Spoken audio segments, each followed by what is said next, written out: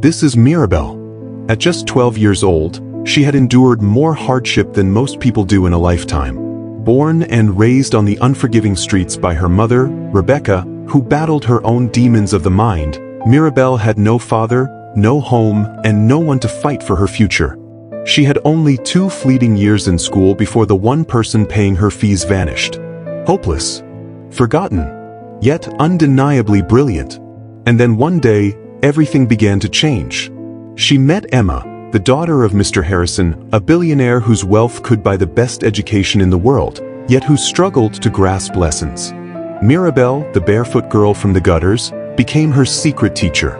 But when Mr. Harrison discovered a homeless child instructing his daughter under the shade of a mango tree, what he did next would shock everyone. A raw slap of spit landed mere inches from Mirabel's bare feet. She didn't flinch. Insults had become a daily rhythm of her life. "Is this rubbish ground yours?" a hawker yelled, pointing her finger, sharp as a blade. "You and that mad woman better leave before I pour water on you."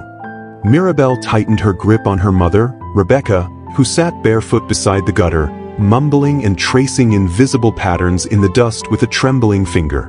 Her wrapper had slipped halfway, revealing scars and dirt, but Rebecca didn't notice. She was elsewhere, lost in a world only she could see. People walked past, some slowed, some stared. One woman shook her head in pity and moved on. No one helped. No one ever did. Mirabel was 12, but the streets had aged her soul. She didn't cry anymore when they called her names. Daughter of a mad woman, gutter girl, cursed child. It wasn't the insults that hurt anymore. It was the pity, the empty nods, the shallow sympathy that came with no helping hand. Rebecca used to be beautiful, or so Mirabel imagined. On rare lucid days, she sang old lullabies in broken Yoruba, calling Mirabel princess. But those moments were like shooting stars, bright, fleeting, and gone before they could be grasped. Most days, Rebecca didn't recognize where she was.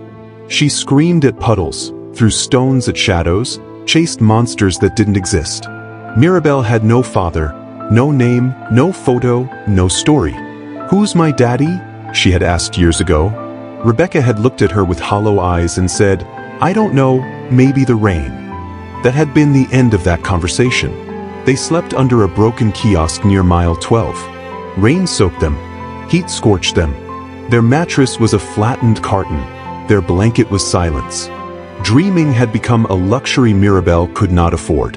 Survival was the language she spoke fluently. Each morning was the same. Rebecca would wake screaming. Mirabel would hold her, whispering, "It's me, Mommy. It's me." Then she'd clean her, sometimes with only a rag and gutter water, and lead her back to the begging spot on the street. Occasionally, people dropped coins. Mostly they dropped insults. "Mommy, don't talk today." "Okay, Mirabel," her mother murmured, "just sit." But suddenly, Rebecca would shout at passing cars, "Give me my wings. I left them in your boot." The cars honked. Drivers swerved. Mirabel's cheeks burned. Across the street, neatly dressed children stared and laughed quietly at her. She looked down at her dusty legs, chipped toenails, and empty stomach. Hunger gnawed at her, but hope lingered even in small corners of her mind. She dreamed. She dreamed of classrooms, of raising her hand to answer questions, of writing in notebooks, of being called by her name without scorn. But who would send the daughter of a mad woman to school? Who would care about a girl whose mother chased birds because they were demons? Nobody. And yet, she hoped. She whispered, one day I will sit in a real classroom. One day I will leave this cursed corner. One day my mother will smile again." Her small treasure of coins, and 10 note and 3 coins, could not buy dreams, only bread. And yet, amidst the hunger and humiliation, a stranger appeared. It started with a plate of jollof rice. Mirabel had been crouching beside Rebecca near Oshadi that afternoon, stomach tied in knots. Her mother had one of her silent days, rocking back and forth, eyes unseeing. A woman, fair-skinned, full-bodied, wearing a simple Ankara gown, watched her quietly from across the street. Something in her gaze was different. It wasn't pity. "What's your name?" the woman asked gently. "Mirabel." Where's your mother?" she whispered, pointing at Rebecca. The woman's eyes softened. "She's sick, isn't she?" Mirabel nodded. "What did you eat today?" Instead of pressing, the woman handed her a covered plate. "Here." Mirabel hesitated. Strangers didn't give food without wanting something in return. "Don't worry," the woman said with a smile. "I'm not like the others." The food was hot. Sweet rice. Tender meat. Mirabel hadn't eaten meat in months. That evening, the woman returned with water and soap. "What's your story, child?" she asked. Mirabel poured out her life. Rebecca's madness, the streets, the fleeting taste of school, the hunger, the hope, the dreams. Auntie Grace listened. "Tomorrow, come to my shop. You help me clean, you eat? Deal?" Mirabel nodded so hard her head nearly fell off. And so began a new rhythm. She swept, washed plates, served customers, and watched Auntie Grace, learning her ways. One afternoon, under the counter, Mirabel wrote numbers in the sand. Auntie Grace leaned down. "Where did you learn that?" "From watching the school near the express road," Mirabel said. "I memorized what the teacher said." 3 weeks later, Mirabel wore a second-hand uniform Auntie Grace had bought. It was too big, but she held it like a crown. She answered questions before others could, memorized poems in minutes, wrote with speed and precision. Her brilliance shone. Evenings were spent at the food stand. Lessons. Approval. For the first time, Mirabel felt seen.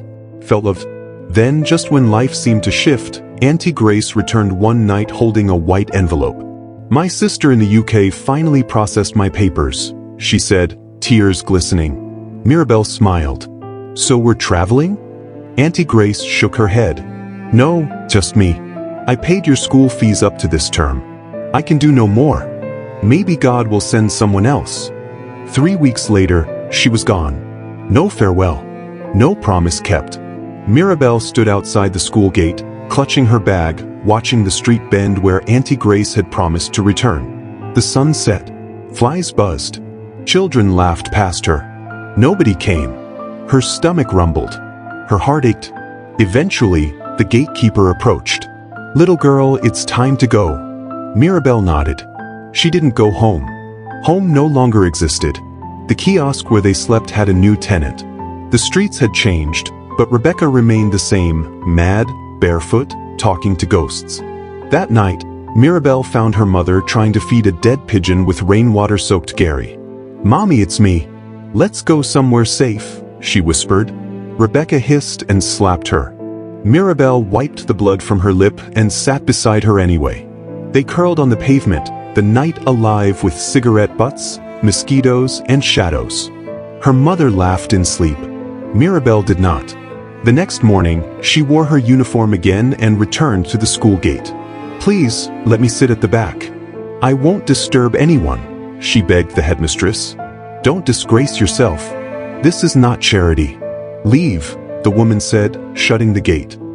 She slid down against the wall, pulled her notebook close, and buried her face in it. She cried until the written letters on the page blurred and disappeared, just like the dreams she had written in them. Days turned into weeks. She tried returning to the food stand, but it had a new owner. Her last sandals were sold. Her uniform faded. Her notebook ruined. People no longer saw her as a brilliant child, just another street girl. But she had one treasure left, her mind. And she believed, somehow, that one day, it would all change. Every morning, while other children tied their shoelaces and adjusted crisp uniforms, Mirabel found her way to the back fence of City Crest Academy. Gold walls. Polished glass. Students with blazers and shiny shoes. She didn't belong, but she learned anyway, watching from a small ledge near an old mango tree. Chalkboards, math problems, English lessons. She mouthed answers quietly, using scraps of paper to write notes, her pencil stub sacred. One Monday, she wasn't fast enough. "Hey, who's that?" the teacher barked. Students laughed. "It's that crazy girl again." "I just want to learn," Mirabel stammered. "Please, just listen." The teacher raised a stick. Mirabel ran. Tears stung her cheeks. She limped away, heart pounding, but the hunger to learn burned stronger than the pain. She sat under a tree, wrote multiplication tables in the dust, and whispered to the stars, "God, why make me so smart and lock all doors to school?" No answer came. Only distant traffic and the quiet sobs of a child desperate for more than survival. Days passed, and Mirabel continued to hustle and learn, always careful to stay out of sight. She sold sachets of water under the sun, carrying trays on her head, feet blistered, shoulders aching. The market was a battlefield. Grown women shoved her aside. Boys twice her size mocked her. Buses nearly crushed her. Yet every time she sold a sachet, she whispered, "5 naira closer to food." Every coin was survival, every small act a step toward hope. One evening, while trying to find somewhere dry to sleep, she saw a boy no older than 9 lighting a match over something wrapped in paper. "Come join us," he said. "If it makes you forget, say you're hungry." Mirabel shook her head and walked on. Hunger was loud, but fear of becoming like them was louder. Her mind remained her greatest treasure. Somehow, she still believed it would carry her through. She used to watch from the gate. The laughter, the uniforms, the children who looked like sunlight. To her, school was heaven. To others, it was routine. Mirabel stood barefoot across the street from Edenvale Academy, clutching a small tray of roasted groundnuts. The morning wind carried the scent of luxury, perfumes, polished cars, and privilege. She watched as students hurried in with bright smiles. She didn't smile. She just whispered to herself, "Maybe one day." But one day never came. Until the afternoon, everything changed. It was hot, and she'd sold almost nothing. She walked along the back fence of the academy, humming quietly to distract herself from the hunger twisting in her stomach. Then she heard something, a teacher's voice echoing through a half-open classroom window. Her feet stopped. Mirabel crept closer, heart pounding. She crouched under a mango tree, its shade swallowing her whole. She listened.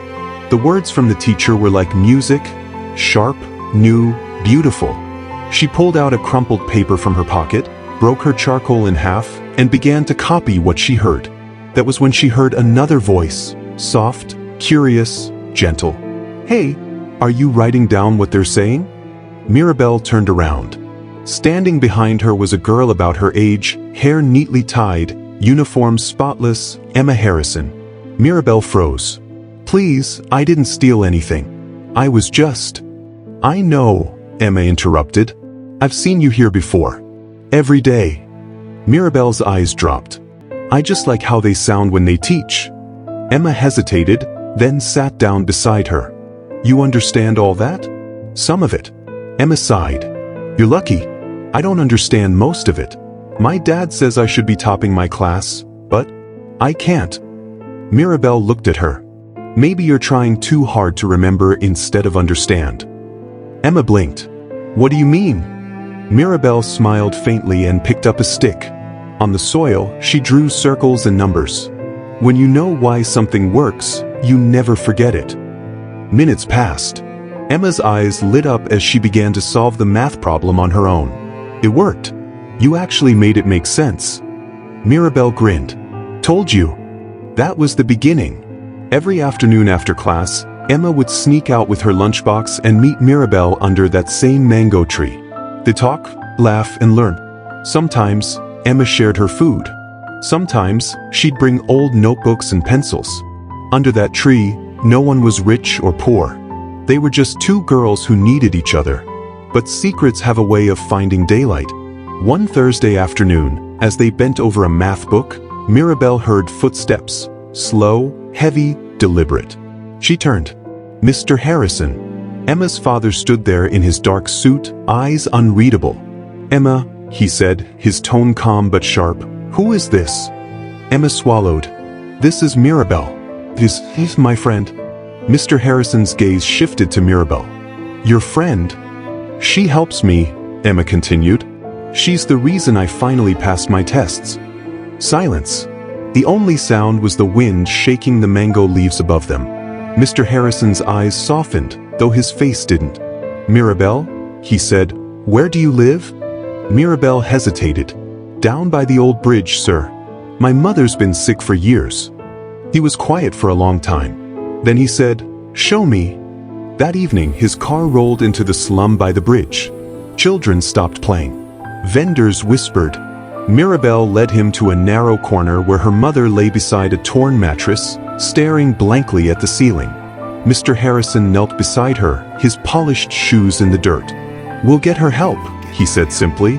And he did. Within days, Mirabel's mother was taken to a clinic. Mr. Harrison handled the bills quietly. Then, one morning, he told Mirabel to dress neatly and follow him. They stood again before the gates of Edenvale Academy. Only this time, the guards didn't stop her. He looked down at her and said, "You've earned your place here. Don't ever forget that." When Mirabel walked through those gates, her heart pounded, not from fear this time, but from disbelief. Days turned into months. Mirabel excelled. Her teachers were stunned. Her classmates were inspired. And through it all, Emma remained her closest friend. By the end of the year, Mirabel stood on the stage of the Great Hall, clutching a gold medal, Best Overall Student, Edenvale Academy. The audience erupted in applause. Mr. Harrison stood, pride shining in his eyes. Emma cried.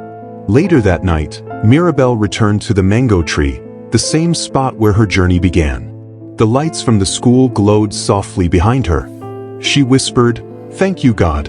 I used to dream of learning under this tree. Now I'm here to teach others." She smiled, knowing that some dreams don't just come true, they grow roots. Mirabel's story reminds us that the walls we see around us are only as strong as our belief in them. Compassion can break those walls.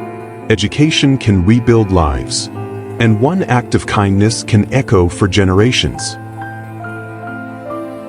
For more twisted, emotional, and inspiring stories, hit that subscribe button and stay connected with Silent Battles Hub.